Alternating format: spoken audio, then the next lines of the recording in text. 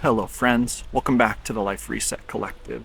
This is the channel where we talk about how to reset your life.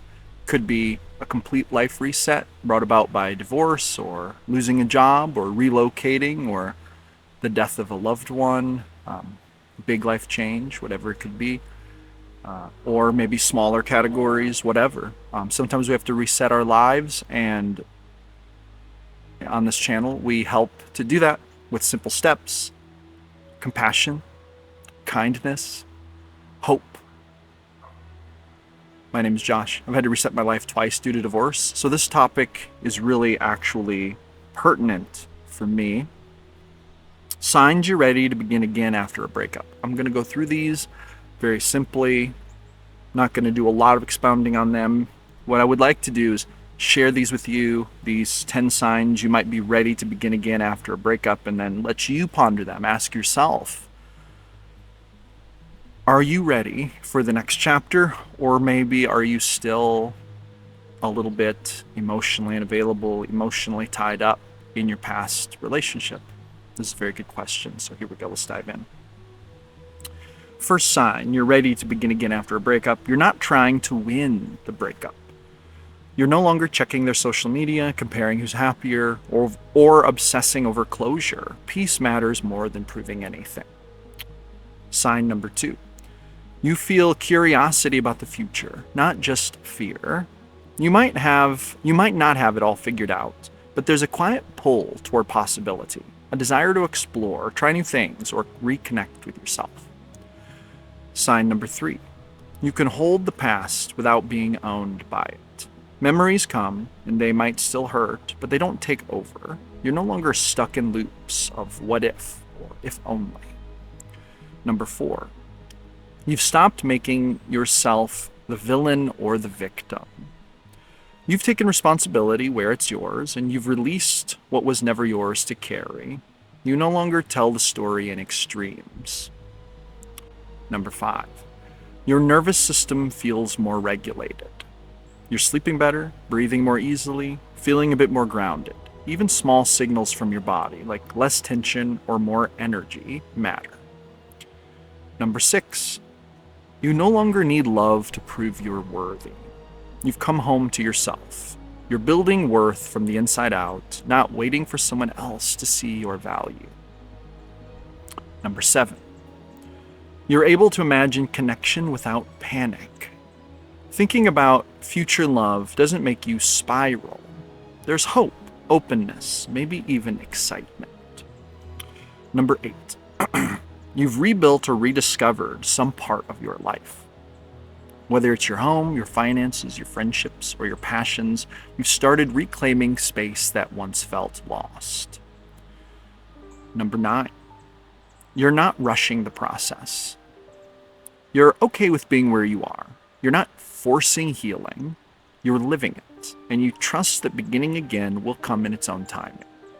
And number 10. You feel a quiet readiness. Not fireworks, not urgency, just a soft but steady sense that you're ready to begin again from wholeness, not desperation.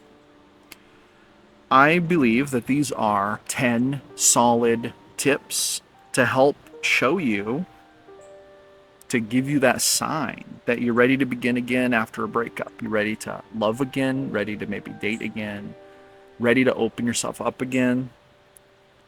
I once heard that it takes twice as long to get over a relationship as the length of the relationship. So, for example, my first marriage, we were together for 12 years. And I will tell you this, I will say this quite safely. I didn't really get over that for about 6 years. It took me about 6 years to stop feeling some of those, like some of those signs I just described, very familiar to me.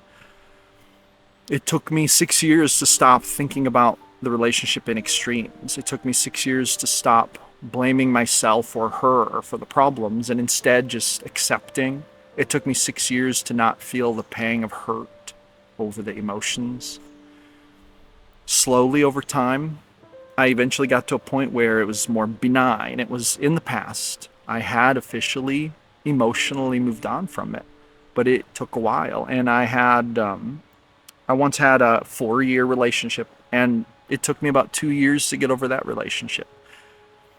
My most recent relationship that ended, we were together for almost 4 years. So, we were married for one, and I expect it'll probably take about 2 years to really start actually getting past that, getting over it. The truth is, like, it's still very new, and I know I'm not over it. I know I'm not past it. I know that there's still a lot of emotions tying me into that situation, into my past. And we just work on ourselves every day. So I just want to give you some encouragement today. If you are maybe thinking that you're stuck, if you're wondering, is it time to move on yet to another chapter when it comes to relationships, these 10 questions are a good litmus test. And also thinking about it in terms of time. How long was the last relationship, and how long has it been?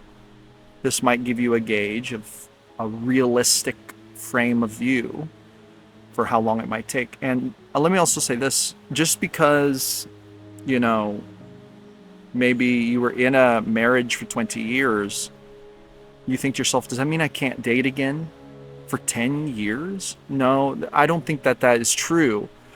I think that it's going to take you 10 years to actually fully heal, overcome, get past a lot of the feelings associated with it. It doesn't mean that you don't have room to love again. It doesn't mean you don't have room to move forward again. It just means that you're still going to have some of those wounds inside, and they're not going to be fully healed yet. I don't know that means you can't go back out and love again. I have definitely moved on too fast before. I have done that before. I have gotten into relationships way too quickly after having a relationship end, and I'll tell you that I felt it.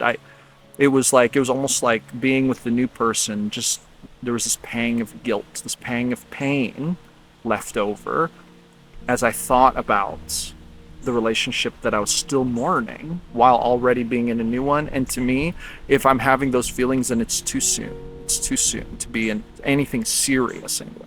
Making friends, yeah, but pursuing love, pursuing romance, this is a deeper kind of relationship, a more intimate relationship. And so we open ourselves up to feeling the pangs of those wounds when we move on too quickly. And I know how that feels, and I've learned that I don't like that feeling. It sucks. There's no other way to put it. It sucks being done with one chapter, needing to heal from it, and then trying to go through that process when you want so desperately for the next chapter to start. It sucks. There's no getting around that. But I will tell you, friends, there's hope. Don't get discouraged. Don't let it get you down. This channel is all about performing a life reset, getting the fresh start you deserve, getting the new start with hope, doing it with hope, with positivity, because you deserve a second chance. You deserve a third chance. You deserve the next chapter. You do. You deserve it. You deserve to give it your best shot. You deserve to forgive yourself and let go of the demons in your past.